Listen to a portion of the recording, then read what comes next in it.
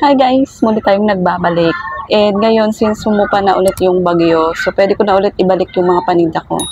Yes guys, di ba nakita nyo noon na, di ba nag-upload ako noon ng video, nakaraan lang na ibinalik ko yung mga paninda ko.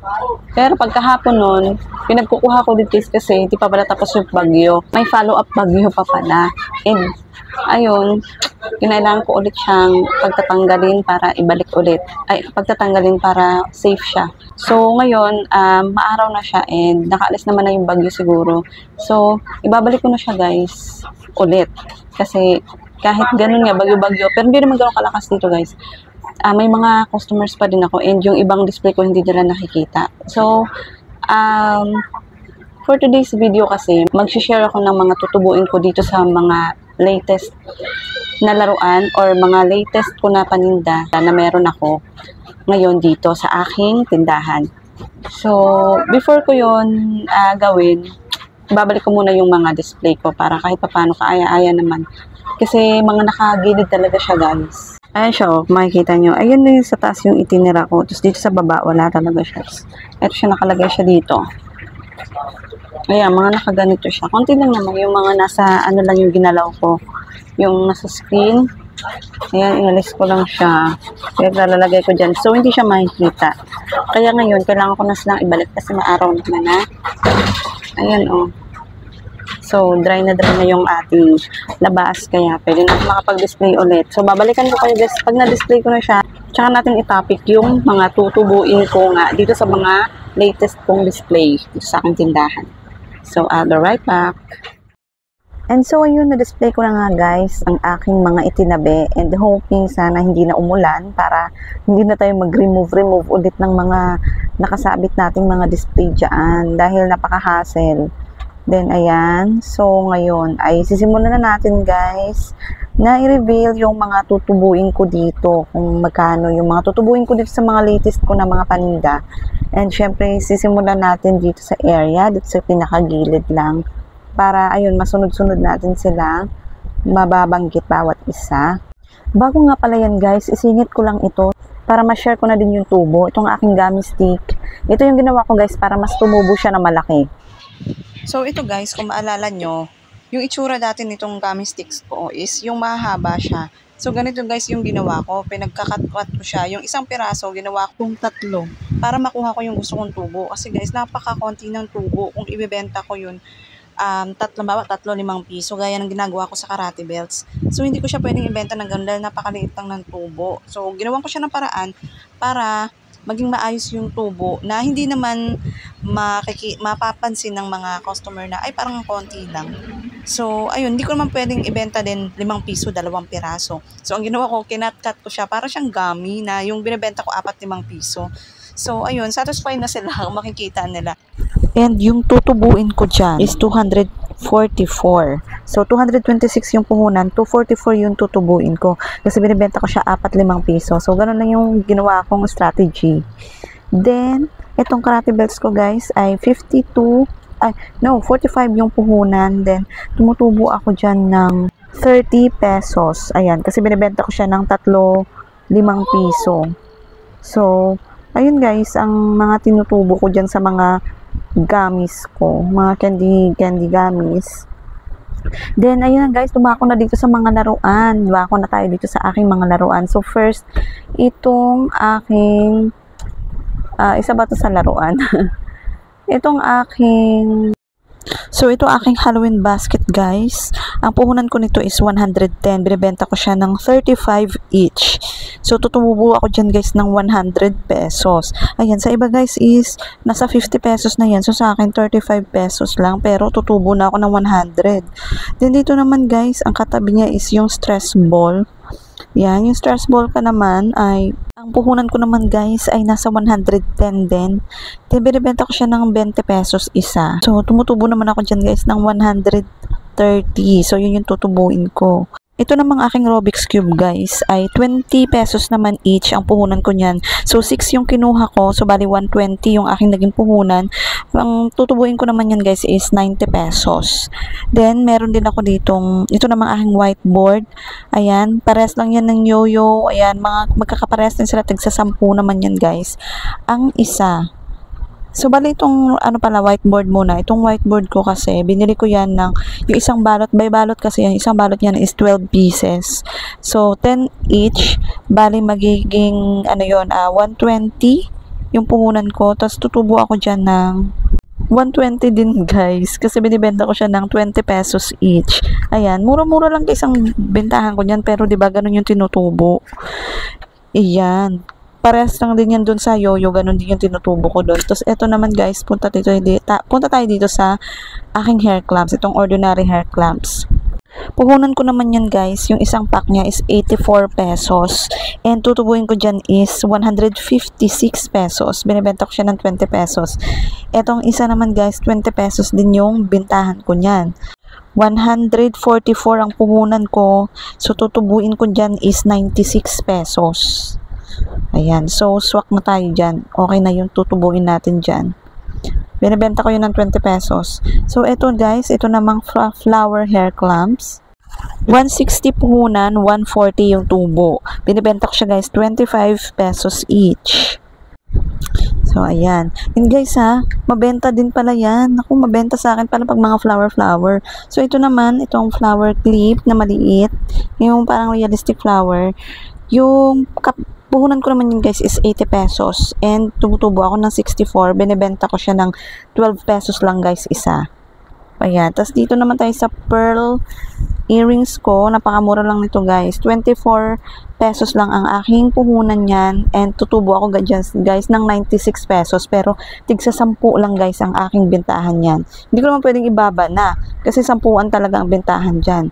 So ayun. Malaki yung tubo ko kasi guys maliit lang yung puhunan. Ito naman aking diamond earring magnetic. Ang puhunan naman nito guys ay 72 pesos and tutubo ko dyan ng 108. Binibenta ko siya by pair. 15 by pair. Tapos itong magnetic naman na black earring. Ito naman, ang puhunan naman ito ay 60 and tutubo ako ng 108. Binibenta ko siya 10 pesos each. Ayan, kasi yung iba pa isa-isa yung binibili niyan. Then, dumako na tayo dito sa mga laruan ulit guys. Itong aking sword. So, ang kapital naman yan guys ay 150 and tutubo naman ako dyan guys ng 90 pesos. Binibenta ko siya ng 20 each. Ayan, 20 pesos each. Tapos, ito namang sticker na K-pop Demon Hunters. Ang puhunan naman yan ay 110. Tapos, ang tutubuin ko yan ay 90 pesos. Binibenta ko siya ng 10 pesos.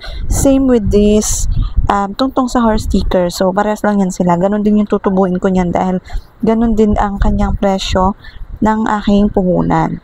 So, ganon din. 10 piso ko din binibenta isa. Tapos, dito sa taas, andito naman ang aking hand fan. Ang aking naman puhunan dito ay 160 naman ang aking puhunan dyan sa hand fan and yung tutubuin ko dyan guys is 200 pesos. Binibenta ko siya ng 15 pesos each. Ayan. Maliliit lang guys ang mga presyuhan ng mga products dyan pero tingnan nyo naman ang tubo. Tapos itong aking Halloween light, puhunan yan guys is 20 pesos each. So bumili ako ng 10 piraso nyan. So bali ang binayaran ko dyan is 200 pesos and yung tutubuin ko dyan is 150 dahil bibenta ko siya ng 35 pesos each. Tapos yung parang windmill naman 65 ang puhunan, tutubuin ay 135, bebenta ko lang siya ng 10 pesos each. Tapos dito guys, dito na tayo sa ating bouncing clay. Ang bouncing clay ko guys is 40 pesos each pack. So may laman siyang 24 pieces. Alam nyo ba guys, yung tinutubo ko dyan is 80 pesos and pang 5-5 lang yung bentahan ko niyan dahil sobrang mura ko nga siya nabibili. 40 pesos lang yung pack. Ito namang mga slime guys. Ayan. So, ang bili ko niyan guys is hindi per box ha. Per bag lang siya. So, sa isang bag meron siyang 12 pieces and pang 10-an. So, 75 pesos guys yung isang bag na may 12 pieces. Pang 10 ko siya binibenta. Yung tutubuin ko niyan is 45 pesos which is not bad. Okay na yon. Tapos itong tongtong sa horn naman natin na sign pen. Bili ko naman ito is 85 pesos. Binibenta ko siya guys ng 15 pesos. And yung tutubuin ko niyan is 95 pesos. And dito naman sa aking tongtong naman, tongtong sa horn na stamp. Ayan, tig 12 pesos ang bintahan ko niyan guys. Capital ko niyan is 160 and tutubuin ko guys is 128 pesos. Then, ito naman sa aking PI gun. Ayan, nabili ko yan guys. Ang puhunan ko yan is 120. May laman siyang 12 pieces. So, binibenta ko siya ng 20 pesos. Tutubo ako ng 120 pesos din. So, nadoble yung aking puhunan. So, yun din yan. Tutubuin ko dyan sa PI gun na yan. Tapos, next is itong spring naman guys. Ayan, 10-10 din ang bili ko niyan guys. 10 isa. Then, bumili ako ng 10 peraso. So, bali, 100 pesos. So, pag nabenta ko siya, ang aking tutubuin guys is 100 pesos din. Kasi binibenta ko siya ng 20 pesos each. Tapos, itong aking siopaw. Ayan, yung ating squishy siopaw. Ang puhunan ko naman yan guys, isang box is 160.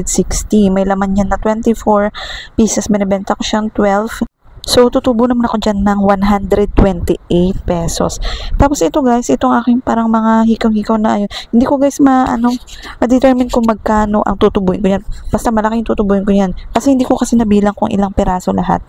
Basta ginanyan ko siya, niripa ko kasi siya. Pero 40 pesos lang ang aking, yan guys, capital. Ginawa ko siya ng strategy kung paano tumubo ng malaki. Kagaya ng ginawa ko dun sa stick gummy. So, ganun ginawa ko. Dito naman sa balloons, puhunan ko yan ay 80 pesos. May laman siya na 40 pieces. Binibenta ko siya 5 pesos. And yung tutubuin ko niyan guys is 120 pesos na ang tutubuin. Tapos dito naman sa magnet, ayan, ang akin namang puhunan niyan guys ay mura lang din. 75 pesos only. Just tutubo ako guys ng 125 pesos. Binibenta ko lang yun ng 10 pesos. Yung 6 na piraso na. Tapos ito naman, ito sa mga cards na to, 110 naman yung puhunan ko sa isang pack. Tapos tutubo naman ako niyan ng 106 pesos guys. Binibenta ko lang ng 6 pesos isa. Tapos, ito na mga injection, baby injection. Ang puhunan ko naman yan sa isang pad ay 130 pesos. Tapos, tutubo ako guys ng 70 pesos. Binibenta ko siya ng 10 pesos each. Ayun. Tapos, itong katabi niya naman, itong necklace naman, ang puhunan ko naman nito ay 120 pesos naman guys. Tapos tutubo ako ng 60 pesos. Medyo pricey kasi siya, 12 pieces lang ang laman. Binibenta ko na nga yan siya ng 15 pesos. Pero ayun yung tubo natin 60. Pero okay na din. At least hindi siya bumaba sa 60. And then, itong huling item na guys. Itong ating medyo malakas talaga din sa atin. Itong aking mga toy bricks. Ayan, 120 naman guys ang puhunan ng isang pad niyan. Tapos, tumutubuan lang ako nandiyan guys ng 80 pesos, which is good. Not bad na. 80 pesos naman ang tinutubo ko dyan. And binibenta ko lang yan guys ng 10 piso isa. Ayan. Tapos tutubo na tayo ng 80 pesos sa puhunan natin na 120 pesos each pad. So, okay na din, diba? So, ayun guys, medyo mabilis lang akong magsalita guys kasi naka-voice over ako. Kailangan kong habulin yung video. So, ayun. Yun ang mga tubuan dito sa mga ganitong klaseng paninda guys. So kung nag-iisip kayo or nagbabala kayong mag-business, kung ganito yung naiisip yung mga products, ay worth it naman guys. Kasi ayun nga, hindi naman kayo magpupuhunan ng sobrang laki talaga. Kagaya nito guys, yung mga ganito naman is okay din. Gagawan mo lang talaga siya ng ways or yung paraan para paano ka tutubo ng medyo yung gusto mo talagang ma-achieve na tubo. So, ayun lang yung mga tips ko din dyan sa mga ganyang klase na produkto. Ayan yung mga gamis-gamis na yan. Dahil lalo't hindi nyo alam kung ilang piraso yung darating sa inyo. So, ganun lang yung guys. I-try nyo yung gayahin yung ginawa ko. Hati-hatiin nyo sa 3 yung isang piraso. Gawin yung 3. Tapos, ayan, benta nyo 4-5 piso. So, parang gami lang din talaga siya na ganun naman talagang bintahan sa gami, di ba? 4-5 piso. So, ayan, tutubo ka na ng maganda dyan.